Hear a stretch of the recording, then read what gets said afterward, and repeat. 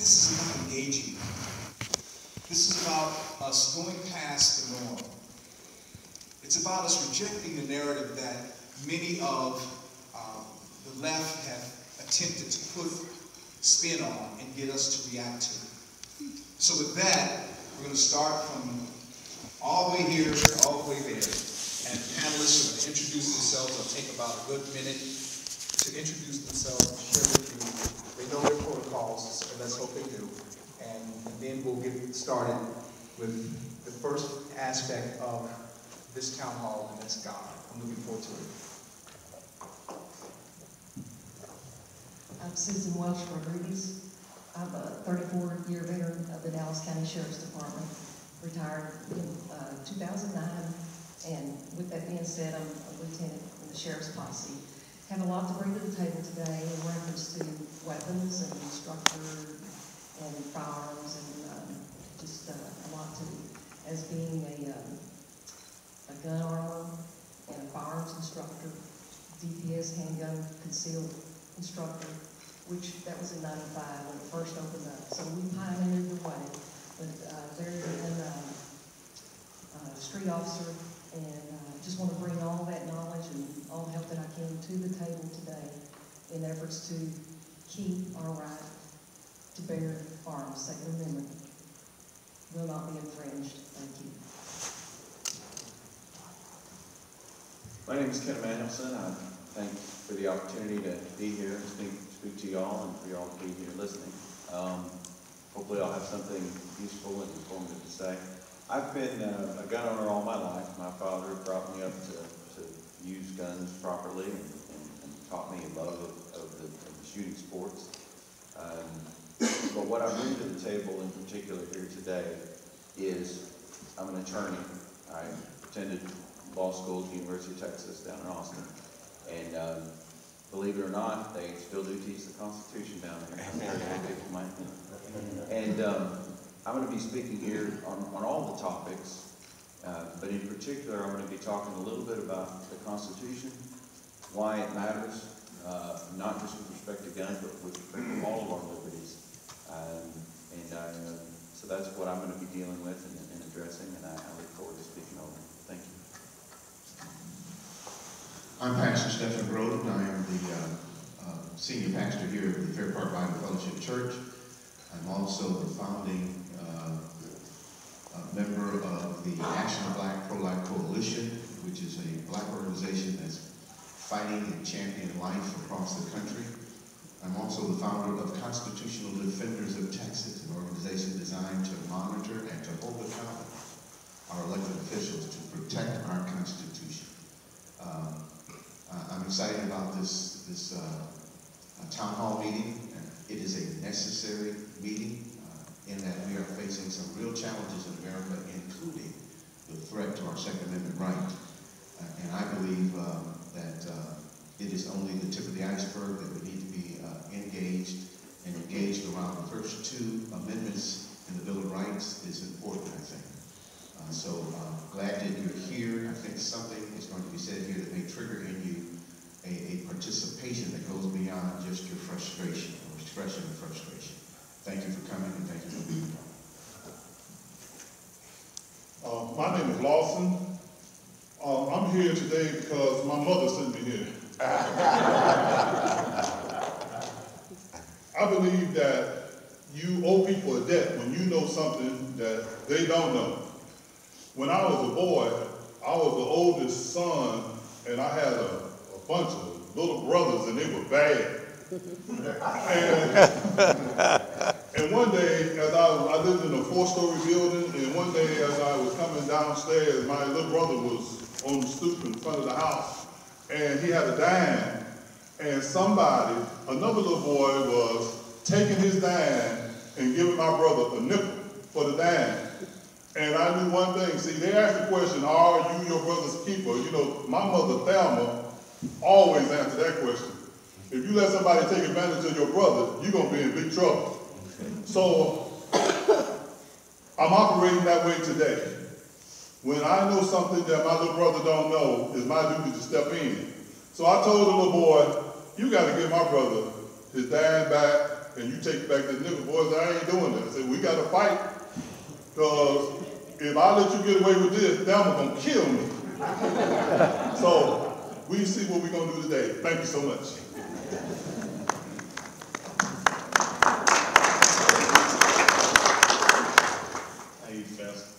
Following Pastor Lawson.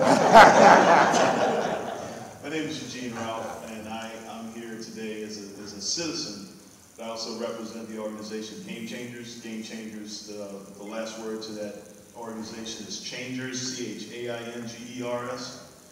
Because our goal is to reach into the black community and break the mental change of progressivism that's taking place so heavily in that community.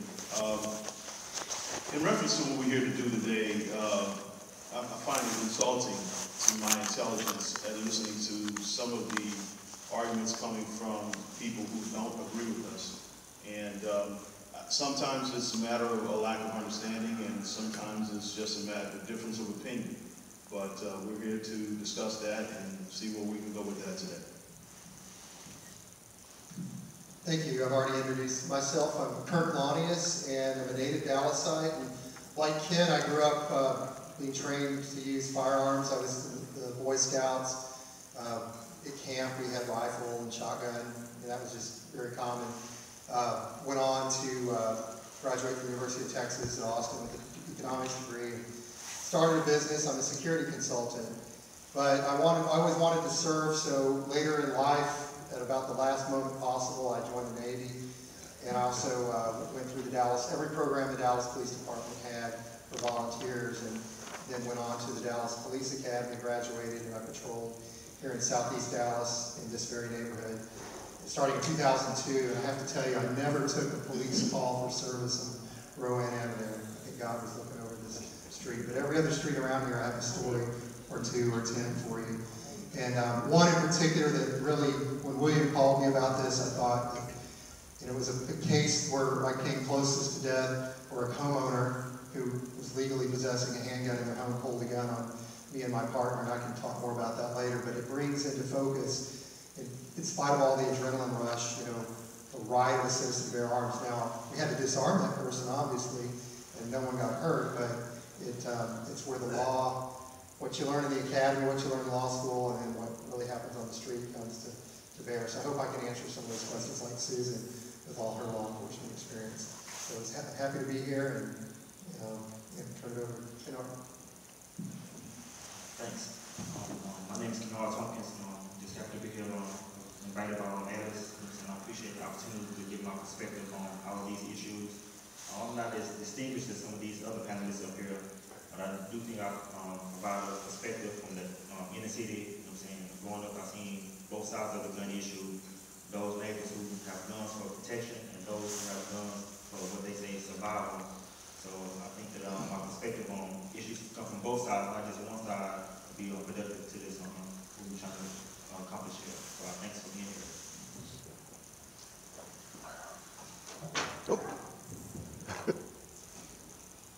Thank you. I have already introduced myself, and I'm Alice Linehan, and I'm a mom. And I have worked with Rebecca Forrest with WomenOnTheWall.org, and the issues that we take on are, right now, are education, national security, and the Second Amendment. And part of the journey in coming to that point where those are the topics that are important to myself and to Rebecca is the journey in meeting Kennard a couple of years ago.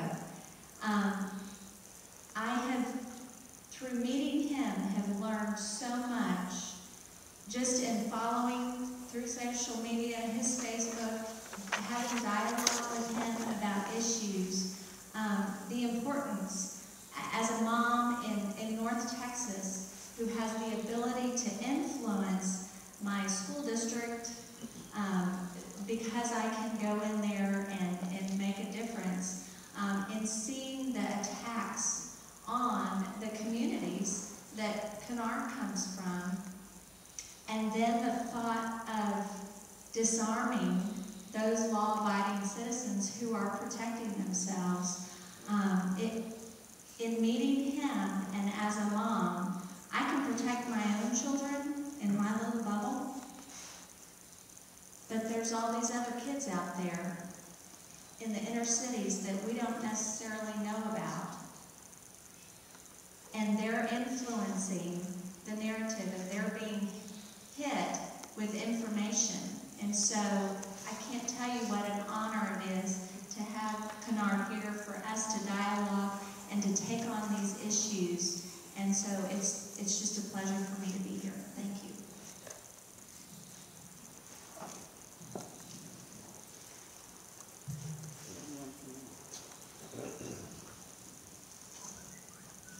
Well, first of all, allow me to say good morning. Robert Ashley is my name. I serve as news director, talk show host for radio station KHV and 970 on the AM dot. We are a 24-hour gospel station, and we make no apologies that our station is owned by Christians. And the Christians have owned that radio station for quite some time. And our owners are out of Kentucky. And it's just ironic that Senator Rand Paul just recently conducted a filibuster that some say truly reflect the patriotic concerns that the American people have about what's going on in Central America. As a journalist covering what's going on here in the United States of America, we found that some really strange, sneaky things that are going on. Many of you know that President John Fitzgerald Kennedy was assassinated right here in Dallas, Texas. And some of you may know that he gave a speech about secret societies and all that kind of thing. And eventually, some say eventually led to his death. And to this very day, those presidential records are still sealed. Martin Luther King's records are sealed. Robert Kennedy's records are still sealed to the year 2075. And we're wondering what's in those files that our government has to seal and keep so secret from the American people until we still don't know what's in there. Was it a coup d'etat of America when the assassination of President Kennedy occurred right here in Dallas? Was that a coup d'etat? Are we now seeing the fruit of the coup d'etat in terms of the Second Amendment being threatened? Now, as an African-American man living in the United States of America, we have researched where the gun laws have come from. We have even researched where the police departments come from. The police departments came from trying to catch runaway slaves. And I do believe, I remember there was a conservative young preacher who just recently had a movie dealing with runaway slaves before the presidential elections. And if you're not considered to be a runaway slave, you may be considered a runaway something right now if you're not in lock, stock, and barrel with what's going on with the federal government right now. It's no secret to us that there's an effort to do away with the Second Amendment. I remember growing up in Shreveport, Louisiana, I hear my grandmother say that Nikita Khrushchev said they'd take over America without firing a shot. So all they have to do is get the socialists and the communists in place to basically gradually, what they call piecemeal functionalism, gradually begin to erode the Bill of Rights. And that's what's going on right now. The American people are not asleep. They know what's going on. But the American people have been kind of conditioned to accept what has come down the pipe.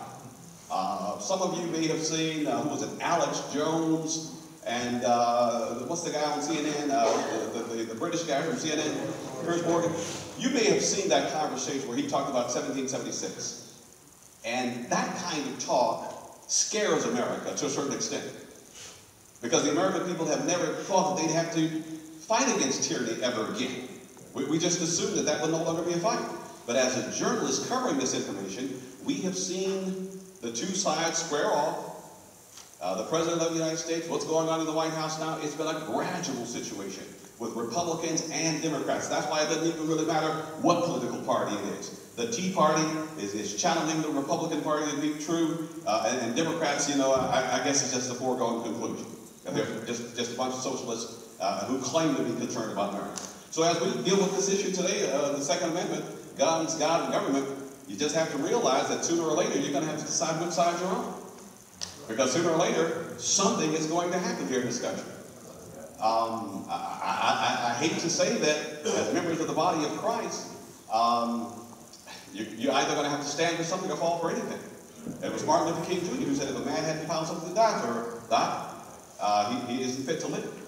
So whatever it is you believe in, this time that we're living in right now, may be the time that you're going to have to really find, do you have the Constitution to stand on the Constitution. Are you willing to do what the Founding Fathers had to do years ago, and that was fight off British tyranny? And I think that's what Alice Jones was trying to say to Pierce Morgan. Thank you very much. Thank you to all of our panelists. Now we begin our first aspect of this town hall meeting.